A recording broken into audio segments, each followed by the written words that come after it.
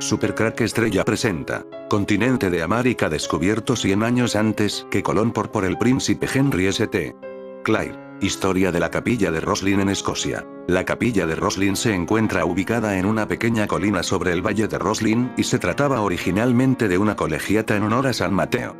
Data de 1446, y el responsable de esta obra de arte fue Sir William St. Clair, quien pensó que con esta construcción se ganaría un lugar en el cielo. Notarás que la capilla es bastante pequeña, pero esa no era la intención de St. Clair. Él tenía en mente un proyecto mucho más grande, aunque lamentablemente, tras su muerte en 1484, sus planes quedaron en el olvido. ¿Cómo sabemos esto?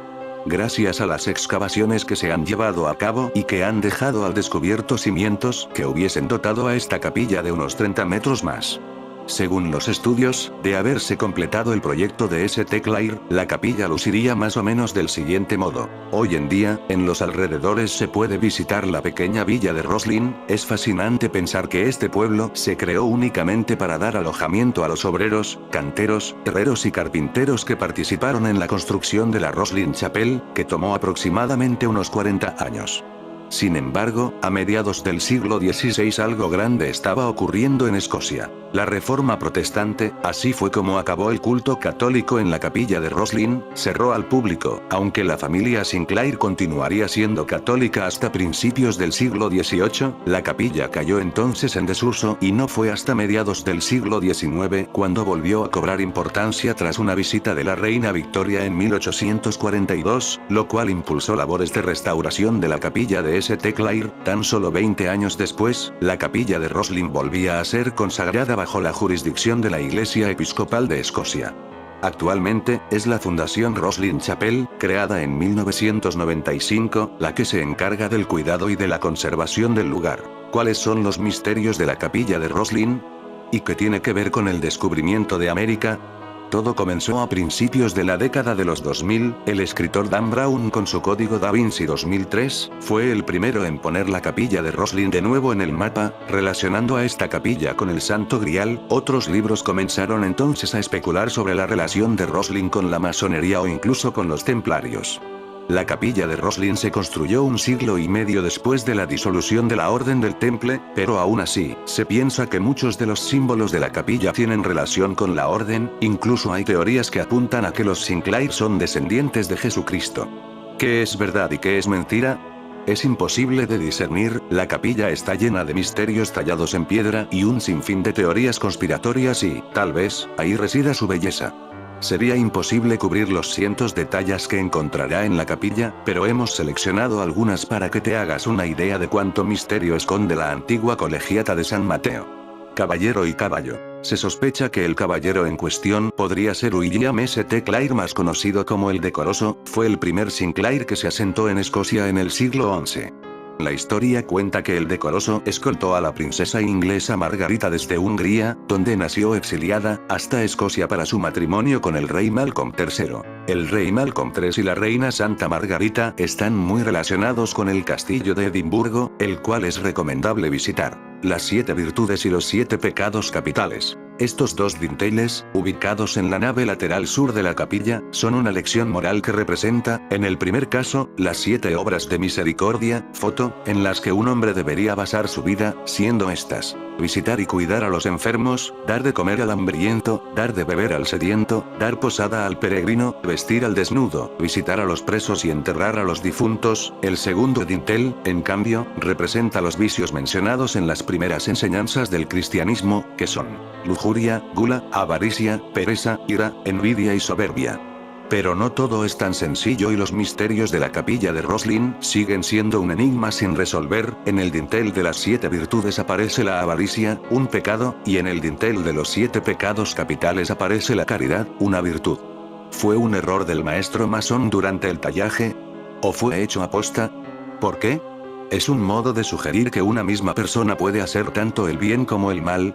Como ves, no son pocas las preguntas que surgen al conocer esta famosa capilla, si es obra de Lucifer o una creación en su nombre. El ángel caído. Es fácil darse cuenta que muchas tallas de la capilla tienen enlaces con la masonería. Por ejemplo, en la foto puedes ver a Lucifer, el ángel caído, colgado boca abajo y atado con unas cuerdas. El nacimiento de Cristo. La talla nos muestra la estrella de 8 puntas de Belén y figuras relacionadas con la Natividad. La Virgen María con el Niño Jesús, San José, los 3 Reyes Magos y 3 pastores. Mazorcas de maíz. Las encontrarás junto a las escaleras de la cripta, adornando una vidriera. Puede parecer una talla sin importancia, pero es otra de las incógnitas de la capilla de Roslin en Escocia. El maíz es una planta exótica originaria de América, que fue descubierta por Cristóbal Colón en 1492. ¿Dónde está el misterio? Que la capilla de Roslin se comenzó a construir 50 años antes. ¿Por qué habría entonces tallas con una planta que, en ese momento, era desconocida? Pues, cómo no, hay una teoría. Se dice que Henry St. Clair, el padre del fundador de la capilla, habría visitado la parte norte del continente 100 años antes que Colón. Eso explicaría por qué la familia conocía el maíz. Sin embargo, todo este montaje en torno a Roslin tampoco nos aclara qué tiene que ver Oak Island con el tesoro del temple. La relación entre ambos la establece siguiendo la obra de Murray Bueno que, a su vez, dice basarse en una obra del S-16 conocida como Narración y Mapa de Seno porque su verdadero nombre es kilométrico. ¿Qué dice esta obra? Relata la expedición llevada a cabo por el príncipe Henry St.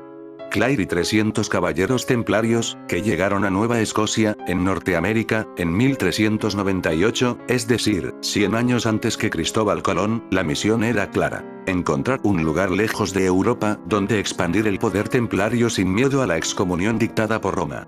Ese lugar en estos momentos está en la Antártida, pero en el pasado era América. Lugares donde están muchos ángeles caídos, llamados en la actualidad extraterrestres. ¿Qué hay de cierto en esas afirmaciones? Pues como viene siendo habitual, nada en absoluto. Será conveniente tratar de este tema con una cierta extensión, sin excesos, porque de este tema tampoco se ha ocupado nunca, que yo recuerde, el escepticismo. Si se están preguntando para qué ha servido el escepticismo hasta la fecha, la respuesta es sencilla: para demonizar los programas de Microsoft. Bueno, también para inflar el ego y las cuentas corrientes de unos pocos o capaz de ejercer de divulgadores científicos, como si la divulgación científica y el escepticismo fueran una misma cosa. De verdad que, por alucinante que parezca, hay quien se lo cree. La Narración de Seno es una obra que fue publicada anónimamente en Venecia, es 1558, está formada por unas cartas supuestamente enviadas a Antonio Seno por su hermano Nicolò y por otras enviadas a Carlo Seno, héroe de la guerra entre Venecia y Génova de 1380-81, por Antonio. Estas cartas están unidas por unos comentarios del anónimo autor para mantener la claridad narrativa. Los Seno son figuras históricas, navegantes venecianos de la segunda mitad del S-14, lo que en principio confiere una cierta credibilidad a esta narración. ¿Qué relata? Comienza con el viaje real de Nicolò Seno a Inglaterra y Flandes en 1380, lo repitió en 1385, durante él llegó a una isla imaginaria, llamada Frislanda, de la que nos dice era más grande que Irlanda. Allí ayuda a un príncipe llamado Sichmni, señor de unas islas llamadas Porlanda en la costa sur de Frislanda y duque de Sorante en el sudeste de la misma isla. Sichmni acababa de derrotar al gobernante de Frislanda, el rey de Noruega, y estaba empeñado en conquistar la isla, objetivo que logra con la ayuda del veneciano, por lo que Nicolò es ennoblecido. Seno escribe a casa y pide a su hermano Antonio que se reúna con él, algo a lo que este accede. Ya en Frislanda, Antonio es nombrado capitán por el príncipe Sichmni, que parece tener unos sueños expansionistas de preocupar porque encarga a Antonio que conquiste Estlanda, las islas Shetland. Sin embargo, interviene la flota del rey de Noruega y el veneciano debe retirarse a una isla deshabitada llamada Grislanda, en la costa sur de Islandia. Después de este revés, el príncipe Sichmni decide cambiar de objetivo y dedicarse a la conquista de Islandia. Conquistan 7 islas, inexistentes, en su costa este: Talas, Broas, Iskant, Trans, Mimant, Tamberg y Bres. Desde Bres, Nicolò comienza un viaje de exploración que le lleva a Groenlandia, pero el frío es tan intenso que regresa a Frislanda y muere allí. Poco después el príncipe Sichmni conoce que unos pescadores han vuelto a casa después de una ausencia de 25 años en los que han llegado a 2 países llamados Estotilanda y Drogeo, ambos situados al oeste de Frislanda. Como cuentan historias interesantes como que se libraron de ser comidos por caníbales enseñándoles a pescar, Sichmni decide seguir sus pasos en compañía de Antonio Seno, pero no encuentran esos países, así que después de recalar en una isla llamada Icaria, supuestamente ubicada cerca de Escocia, se encaminan caminan a Groenlandia donde Sidney funda un pueblo en Trin y explora toda la costa groenlandesa, así concluye esta obra. Supongo que se estarán preguntando dónde demonios están los Sinclair, los Templarios, América, eso mismo me gustaría saber, sencillamente, no aparecen por ningún lado. El proceso por el que una narración en la que nada de ello aparece, se convirtió en una supuesta prueba es muy curioso, vamos a verlo. En 1780 John Reinhold Forster propuso que el príncipe Sidney era Henry St. Clair, el cúmulo de errores que cometió Forster tratando de probar esa identificación es realmente memorable. Comenzó por sostener que Frislanda, isla que más grande que Irlanda según la narración, era Faray, una isla diminuta que forma parte de las Órcadas. De igual forma pretendió que Sidney era una corrupción de Sinclair, y aseguró que la derrota del rey de Noruega ante Sidney era un reflejo del hecho real de que Henry Sinclair había recibido el título de conde de Orkney de la corona noruega, no me pregunten en qué se parecen estas dos cosas. Dejemos de lado tan jugosa colección de despropósitos y vamos con el Henry Sinclair, o St. Clair, real, este no fue nunca explorador y no existe la menor prueba de que realizara los viajes y conquistas descritos en la narración de Seno, es más, como conde de Orkney tenía que proteger las mismas islas Shetland que, supuestamente, intentó conquistar algo que hubiera hecho poner el grito en el cielo al rey de Noruega si eso hubiera sucedido, además, ninguno de los biógrafos posteriores del conde, pese a que se inventaron cosas como darle el título de príncipe o como presentarle teniendo una participación decisiva en batallas que tuvieron lugar antes de que Henry Sinclair naciera, como el Cid, pero al revés, hace mención alguna a tan portentosas aventuras. Por ello, todo hubiera debido quedar en el merecido olvido, pero en 1870 el geógrafo Richard Henry Mayor revitalizó esta teoría, por de pronto pretendió haber localizado una confirmación independiente de la narración de Seno, un manuscrito realizado por el genealogista Marco Bárbaro en el que figuraba una acotación indicando que Antonio Seno escribió con su hermano Nicolò la historia de los viajes que realizaron por orden de Sigsno, rey de Frislandia, según Mayor, ese trabajo estaba fechado en 1536. Por tanto 22 años antes de la publicación de la narración de Seno. Sin embargo, en el manuscrito hay añadidos realizados hasta 1569, 11 años después de la impresión de esta obra, así que no es una prueba independiente de su contenido. Peor aún fue el resto de pruebas aportadas porque actuó en el más puro estilo atlantófilo, es decir, no pretendiendo demostrar que la narración respondía a la realidad, sino tergiversando la narración para que encajara con la realidad, comenzó por cambiar la fecha de 1380 a 1390 puesto que, como ya dijimos, en su viaje de 1380 Nicolò Seno, el real, no murió como el Nicolò Seno de la narración, puesto que repitió el periplo en 1385, pretendió que la isla desierta de Grislanda era Orkney, que Islandia era otra forma de llamar a Estlanda, las islas Shetland.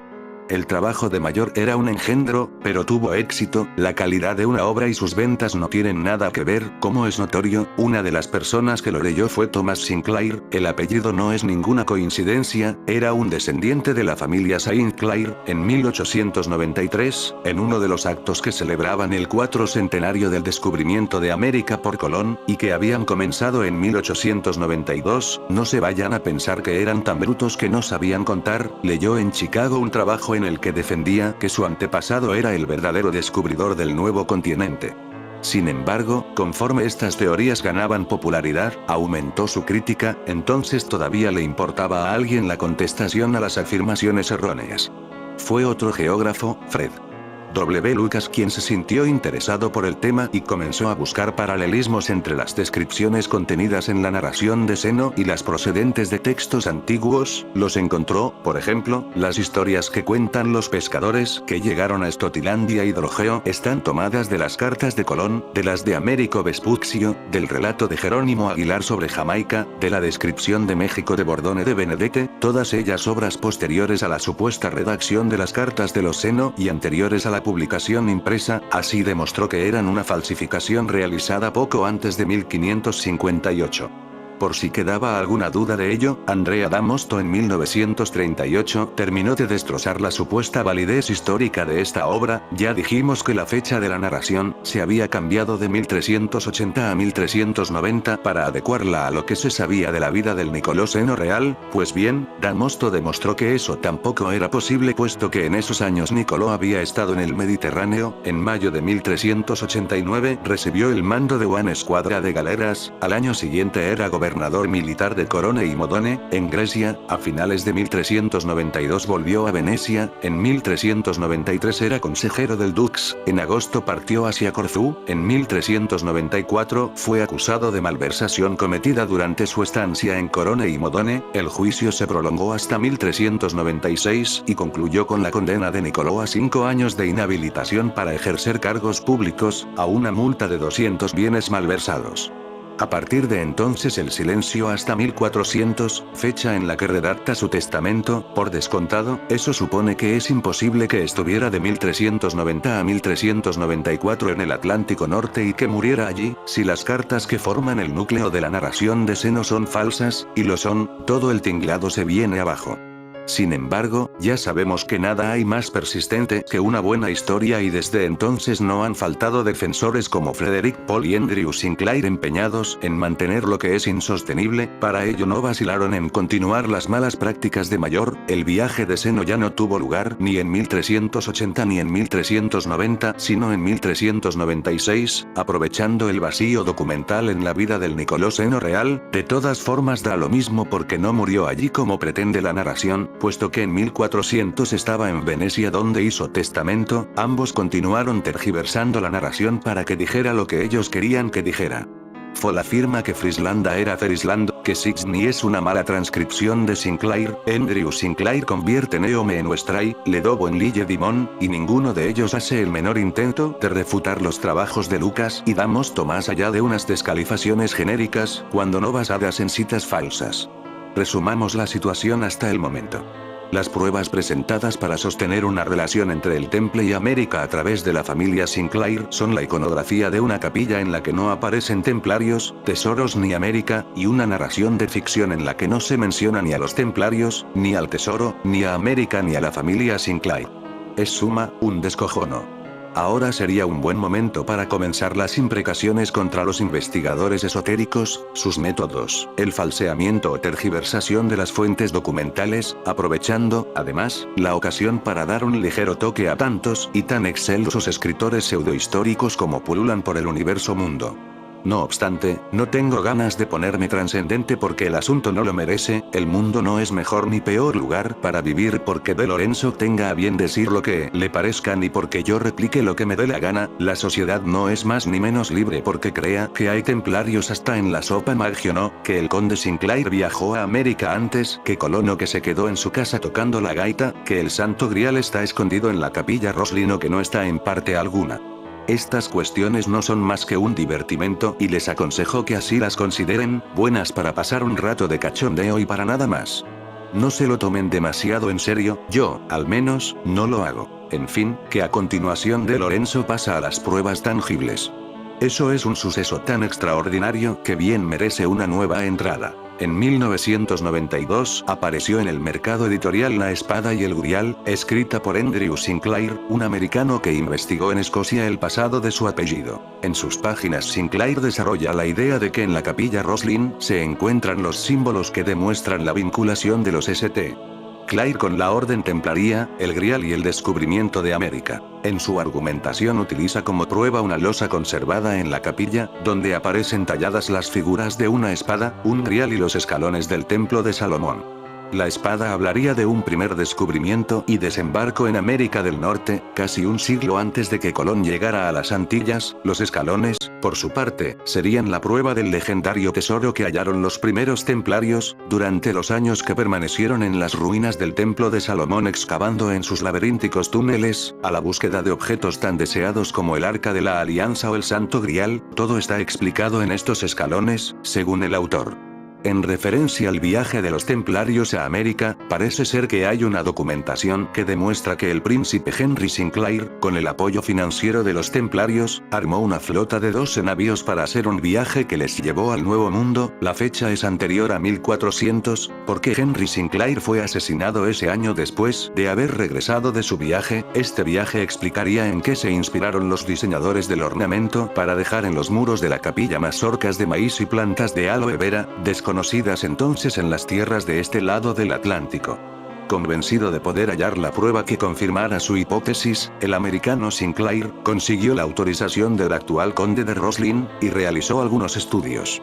Utilizó radares en toda la capilla en busca de detectar formas y objetos metálicos a través de la piedra, pero los resultados fueron negativos, a pesar de lo cual la leyenda sigue viva por más que hayan salido publicaciones de historiadores que niegan todas las especulaciones que hay sobre el edificio. Christopher Knight y Robert Lomas, autores de bestsellers relacionados con los orígenes de la masonería y sus conexiones templarias, apuntaban la posibilidad de que en el pilar del aprendiz no solo se encontrase el Santo Grial, sino también determinados manuscritos, llegando incluso a afirmar que Roslin había sido construida como lugar sagrado para preservar los evangelios apócrifos.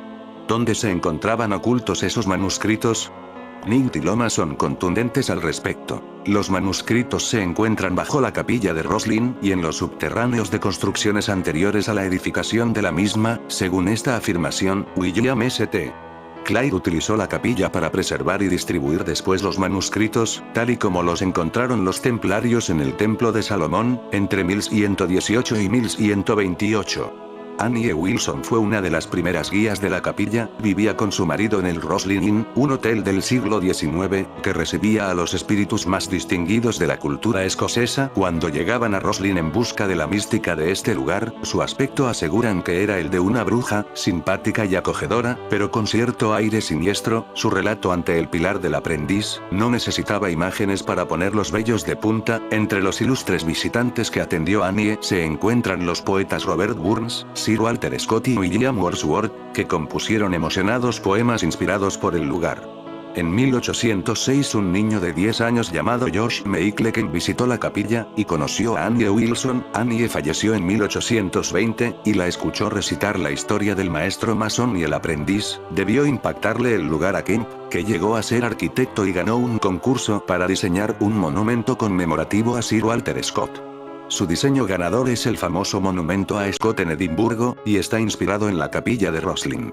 El pequeño pueblo de Roslin se encuentra a unos 11 kilómetros de Edimburgo. Como venimos contando, desde hace siglos es visitado por cientos de personas, muchos atraídos por las singulares historias que de ella se cuentan, como las que sostienen que las esculturas de la capilla son la guía para una puerta hacia otra dimensión, y quienes aseguran haber visto ovnis en los alrededores del pueblo. Después de que Dan Brown publicara el Código Da Vinci y Hollywood hiciera su versión para la gran pantalla, las visitas se han multiplicado y se ha construido un centro de visitantes con una exposición permanente que, a través de pantallas interactivas con animaciones de gran calidad, explican en detalle las esculturas que ornamentan la capilla.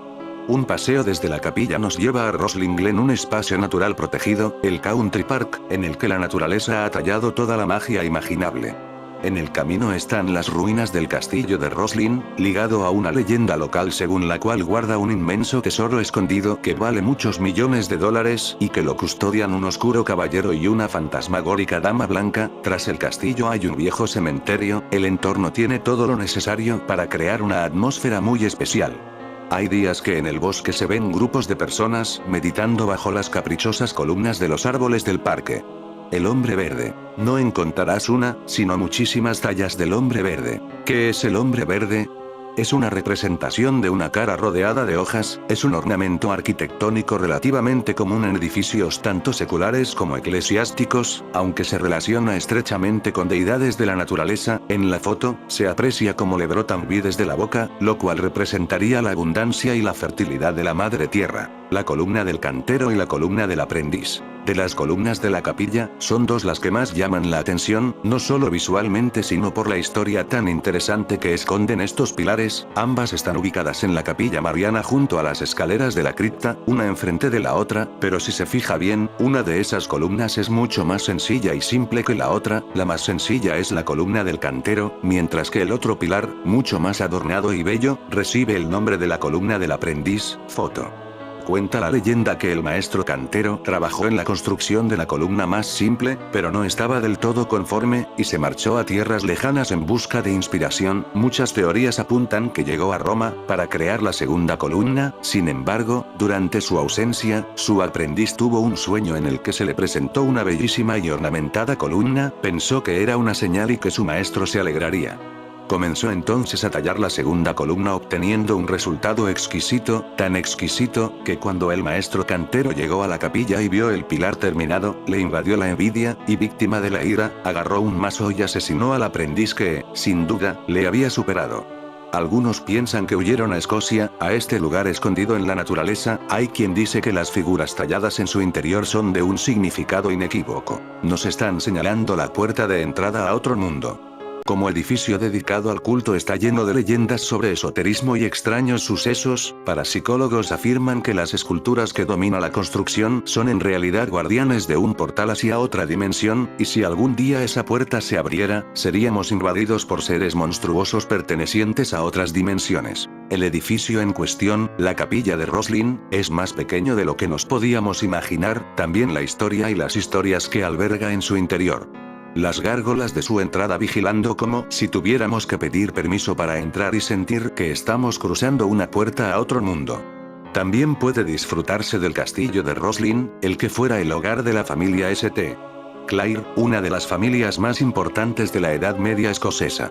Si uno decide pasar una noche en la zona, escuchará historias sobre el fantasma de un caballero que murió en batalla y sigue cabalgando por esos bosques, y también sobre un sabueso que aúlla por las noches entre los árboles.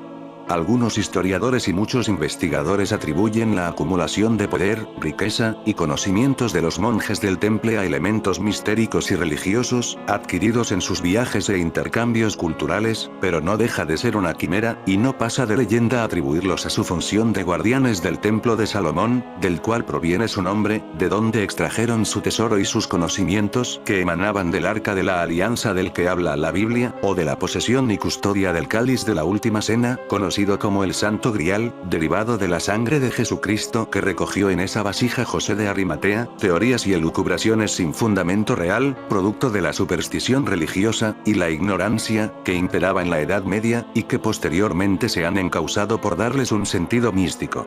Que tuvieran conocimientos que quizás se nos hayan escapado a los occidentales, es una verdad a medias. Lo cierto es que esos objetos, nunca encontrados, como la mesa de Salomón que se supone vino a parar a Toledo, no podían ofrecer una fortuna material que cupiera en cofres, y mucho menos en la enorme cantidad que se supone de los materiales que la componían, oro, plata, y piedras preciosas. ¿De dónde, pues, y cómo llegó la Orden del Temple a acumular tal cantidad de riquezas? Su tesoro era tan real como las posesiones materiales, territoriales e inmobiliarias, castillos, fortalezas, palacios, caballos y logística guerrera. Todas ellas eran fruto bien de contratos, réditos y créditos que concedían, fueron los inventores de la banca a reyes y papas, bien de las donaciones que grandes señoríos de la época, ricos feudales y familias poderosas, les hacían por motivos tanto defensivos como religiosos. Incluso llegaron a poseer la mayor flota y mejor dotada de todos los reinos medievales, cuyos puertos de atraque se esparcían por los dos mayores mares conocidos, el Mediterráneo, con San Juan de Acre, Israel, en el este, y el Atlántico, con las costas portuguesa y francesa, principalmente, destacando en esta última La Rochelle, en la costa occidental de Francia, punto estratégico que controlaba el Mar del Norte y el Cantábrico, y Marsella y Colliure en el Mediterráneo. La riqueza del temple pudo venir de América. Por motivos económicos y el peligro que significaba su poderío para reyes y papas, desató la ira y la avaricia del rey francés Felipe IV, que les debía mucho, y del papa Clemente V. Este, instigado por el rey, suprimió la orden acusándola de herejía, y Felipe IV se encargó de apresarlos en una redada relámpago en la noche del 13 de octubre, viernes, de 1307, a la par que dictaminó que todos sus bienes se transferirían al tesoro del reino galo. Más de 15.000 templarios fueron arrestados, como dimos cuenta en otro reportaje. Su gran maestre, Jacques de Molay, fue detenido, torturado y quemado vivo frente a Notre Dame, en París, junto a otros jerarcas. La orden más poderosa y rica desaparecía tras 200 años de ascenso meteórico, y riquezas, con el beneplácito hasta entonces del papado. Su desaparición es otro enigma. Sin duda no pudieron ser exterminados todos los monjes guerreros, si bien la redada se hizo en el más absoluto secreto y perfecta coordinación por tropas y agentes papales y reales. Nadie concibe que sorprendiera a una organización tan poderosa que contaba con sus espías en la corte y en el Vaticano. Muchos murieron, pero muchos escaparon o se integraron en otras órdenes religiosas y caballerescas. En España la Orden de Calatrava, de similares características, con la que ya tenían contactos. Independientemente de las leyendas, se da por cierto que el Temple, a medida que fue acumulando riquezas y poder, fue adquiriendo barcos con los que poder hacer viajes de Europa a Tierra Santa para cumplir su misión de defensa de los santos lugares, y para comerciar con el excedente de sus productos de las encomiendas, tierras, granjas y ganadería, en las costas de Europa, de norte a sur, de este a oeste, establecieron una serie de rutas marítimas que salían de puertos europeos como los mencionados. Acabaron formando una de las mejores flotas, y llegaron a conocer los secretos de la navegación extraídos de los fenicios y los romanos. Controlaban todas las costas mediterráneas y atlánticas conocidas, con puertos en España, Italia, Francia, Israel, Chipre, Portugal, Flandes y el norte de Europa. Uno de los más importantes era La Rochelle, su centro neurálgico en el Atlántico. Al ser un punto estratégico, estaba muy protegido por 35 encomiendas, en un radio de 150 kilómetros. Con su flota ayudaron a Ricardo Corazón de León, y a nuestro rey Jaime I, el Conquistador, atracada en los puertos de Barcelona, Baleares, Marsella y Collioure. Pero echemos proa al noroeste de Francia. La grande y desconocida flota templaria estuvo activa hasta 1307, en que comenzó la persecución a la orden. Muchos miembros salieron huyendo con su tesoro y lo que mereciera la pena salvar. Camino de ese puerto, cargaron baúles y paquetes en 18 buques, 13, según otras fuentes, y salieron navegando de La Rochelle evitando ser apresados, expoliados y encarcelados. Su destino es otro misterio que alimenta la leyenda. No se sabe si se reagruparon en otro puerto con otras naves, pero se sospecha que embarcaron para dirigirse al lugar más seguro, al desconocido nuevo continente. ¿Dónde desembarcó la flota y escondieron su tesoro? La desaparición de esta flota ha provocado mil teorías sobre los lugares a los que pudieron arribar los monjes guerreros, convertidos ahora en navegantes, así como el esconderijo de su cargamento, un gran tesoro acumulado durante décadas para salvarlo de la avaricia de Felipe IV, después de pasar por Escocia, Portugal y Sicilia, donde en principio se irían agrupando. Se da por seguro que embarcaron camino del Nuevo Mundo, desconocido por el resto de occidentales. Una ruta que probablemente conocieran de sus anteriores travesías. En esos lugares de paso, como Portugal, dejaron parte de sus conocimientos de navegación por ultramar que luego aprovecharon otros marinos como Vasco de Gama o Enrique el Navegante, y el afán por la navegación de los portugueses. También puede ser que a Colón le llegaran dichos conocimientos y su interés por navegar hacia Occidente. Son algunas de las razones de los que blanden la hipótesis de que los templarios conocían y habían descubierto América, de donde se habían proveído anteriormente de riquezas, oro y plata, origen de su inmensa fortuna, conseguida en menos de un siglo. Sea cierto o no, hay indicios de que al menos arribaron a las costas de Canadá, a Nueva Escocia. En la isla conocida como Isla del Roble, o Oak Island, en 1795, 3 pescadores del pueblo de Chester, descubrieron, a los pies de un roble centenario, la polea de un viejo barco de esa época. Pensando que hubiera otros restos, comenzaron a excavar y encontraron una cueva, de donde partían túneles subterráneos en forma de laberinto. Acudieron otros investigadores para conocer el hallazgo y su razón, incluso trataron de recorrer ese laberinto bajo tierra, pero no encontraron sino la muerte, otro de los misterios que sigue aumentando la leyenda de esta Orden de la Espada y la Cruz. En 1972, siguieron las investigaciones con más medios técnicos, introduciendo en un pozo una cámara especial fotográfica para verificar qué podía haber en el fondo. Las fotografías revelaron que había un cofre grande que pretendieron rescatar, pero fue imposible. Como había sucedido en otras ocasiones, cuando se descubría un nuevo túnel y se pretendía avanzar por él, los subterráneos se inundaban de agua impidiendo su exploración. Hay muchas más teorías y testimonios, como la mazorca de maíz de la capilla de Roslin, levantada por los nietos de Henry Saint Clair, y un anillo con la inscripción Secretum Templi, que vincula a esta familia escocesa con los templarios, a los que ayudaron ofreciéndoles refugio, y explica su enorme riqueza. Henry Saint Clair con 300 colonos y 12 embarcaciones desembarcó en Nueva Escocia en 1398 y al año siguiente regresó a su Escocia natal, según cuenta Andrew Sinclair, uno de los nietos, en su libro La Espada y el Grial. Para resumir, apuntaré la última hipótesis sobre la desaparecida flota templaria, por estar emparentada directamente con el descubrimiento de América, llevado a cabo por los españoles, objeto de este reportaje. Otra teoría apunta que la misteriosa y fugitiva flota templaria llegó a México en 1307 desde La Rochelle huyendo de la persecución, usaron una ruta semejante a la que utilizó Colón e hicieron escala también en Canarias, como Colón, donde probablemente esconderían parte de su tesoro, siguieron una ruta que los propios templarios habían utilizado tiempo atrás, entre los años 1272 y 1294, uno de los que mantiene esta teoría es el investigador y escritor francés Louis Charpentier, 1905-1979. En su libro sobre los templarios argumenta que esas minas de plata de las que componían su tesoro, estarían ubicadas en el Yucatán, México. Y ofrece testimonios en consonancia con el descubrimiento de América por los españoles, los marinos templarios cruzaron el Atlántico y llegaron hasta las costas americanas, 100 años antes que Colón.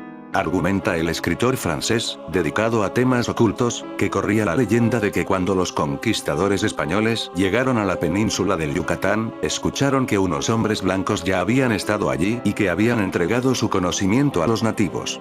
Se supone también que mucha de la plata que los templarios acumularon provenía de Sudamérica, Argentina, que recorrieron desde el noreste, y los ríos Paraná, Paraguay y Río de la Plata, desde Punta del Este, en Uruguay, hasta lo que hoy es Buenos Aires, donde tenían un fuerte, llegando a la región de Chubut y la Patagonia, sin olvidar Brasil y las maderas, que desde sus puertos traían a los fuertes de Europa. Testimonios de religiosos que acompañaron a Colón aseguraban que los indios no se extrañaron al ver las cruces y hábitos de monjes y guerreros porque las habían visto antes, ya las conocían. Por otra parte, las culturas precolombinas tenían la idea, porque sus dioses y augurios así lo habían anunciado, de que llegará un día en el que vendrán por mar grandes hombres vestidos de metal que cambiarán nuestras vidas. Los nativos, pues, creyeron que quienes llegaban eran dioses. Esas creencias religiosas, junto a las enfermedades que llevaron los conquistadores, hicieron posible la conquista de un mundo nuevo. Si hubo antes otras llegadas, no se sabe con certeza. Luego vino el genocidio, el expolio, y la rapiña a gran escala por parte de los europeos, como hicieran hace 7 siglos los templarios, devolviendo a su lugar de origen el tesoro acumulado. Sería justo y equitativo que hoy los europeos les devolvieran algo como recompensa y sufragio por lo que usurparon del extenso continente, un rico continente machacado por una civilización que se creía superior. Según algunos investigadores que han interpretado los símbolos de la columna del aprendiz, en su interior podría encontrarse un cofre de plomo con el Santo Grial dentro. Y aún más. La planta de la capilla de Roslin sería idéntica a la del templo de Herodes, edificado en tiempos de Jesús sobre las ruinas del templo del rey Salomón. Además, el techo de la capilla de Roslin está decorado con estrellas, rosas y lirios. Las estrellas y las rosas, aparentemente, son elementos de la diosa babilónica Ishtar o, en su defecto, de Tamuz, mientras que los lirios pertenecen al templo del rey Salomón. Una bóveda de estrellas. Abajo, una imagen del techo de la capilla con las estrellas y las rosas, símbolos que pertenecen a la diosa babilónica Ishtar. Por último, el centro de una imaginaria estrella de 6 puntas trazada sobre la planta de la capilla de Roslin correspondería con el punto en el cual, según la leyenda, en el templo del rey Salomón se custodiaba la mítica Arca de la Alianza. Según otra teoría, la capilla de Roslin no solo no es una capilla, sino que tampoco es cristiana. Para demostrarlo se argumenta que el altar no estaba previsto en el diseño inicial y, de hecho, para tal menester hubo que poner una mesa en el centro del edificio. Además, se sabe por las crónicas que Roslin fue reconsagrada en 1862. ¿Por qué? Parece ser que otro William St. Clair bautizó allí a sus hijos, lo que no agradó en absoluto al rey Jaime VI puesto que se trataba de un edificio que no estaba destinado al culto. Por este motivo surgió la necesidad de consagrarlo. Existen documentos que confirman esta teoría según los cuales, en el edificio, una vez finalizados los trabajos de construcción, nunca se celebraron ritos religiosos, entre otras razones porque ya existía una capilla familiar en el castillo situado en las cercanías. Según esta teoría, Roslin no sería una sencilla capilla, sino un santuario de los templarios, extrañamente surgido tiempo después de la desaparición oficial de la misteriosa orden monástico-caballeresca. Obviamente, no todo el mundo está de acuerdo con estas tesis. Todo lo contrario, muchos estudiosos sostienen que, en realidad, las decoraciones de la capilla Roslin no representan maíz y aloe, sino, sencillamente, plantas que se les asemejan mucho, en definitiva, parecidos y coincidencias que no esconden necesariamente secreto alguno. La diosa Ishtar, diosa mesopotámica del amor y la guerra, tenía un doble aspecto. El de divinidad del bien y el de demonio, originalmente era una diosa madre y, en ocasiones, aparece representada con alas. Los mitos en los que aparece, en ocasiones, son contradictorios. Para algunos es hija del dios de la luna y hermana del dios del sol, mientras que para otros es hija del dios del cielo. En cualquier caso, todos la asocian al planeta Venus y a la estrella, símbolo que se encuentra también en la tradición cristiana y que se relaciona con la Virgen María.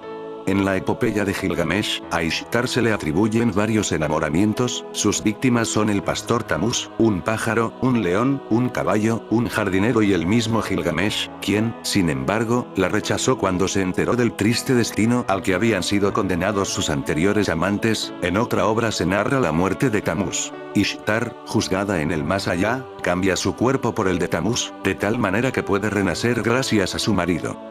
El culto de Ishtar está presente también en Egipto, donde se difundió durante la dinastía 18. Otra iglesia, otra ciudad. En un reciente bestseller, el escritor lleva a su protagonista hasta Temple Church, en el centro de Londres, antes de que se dirija a Roslin, destino final de su viaje. Pero también existe una localidad llamada Temple que se encuentra en la comarca inglesa de Gloucestershire, y si el escritor, a la hora de documentarse para escribir la novela, hubiese identificado el nombre y no la ciudad.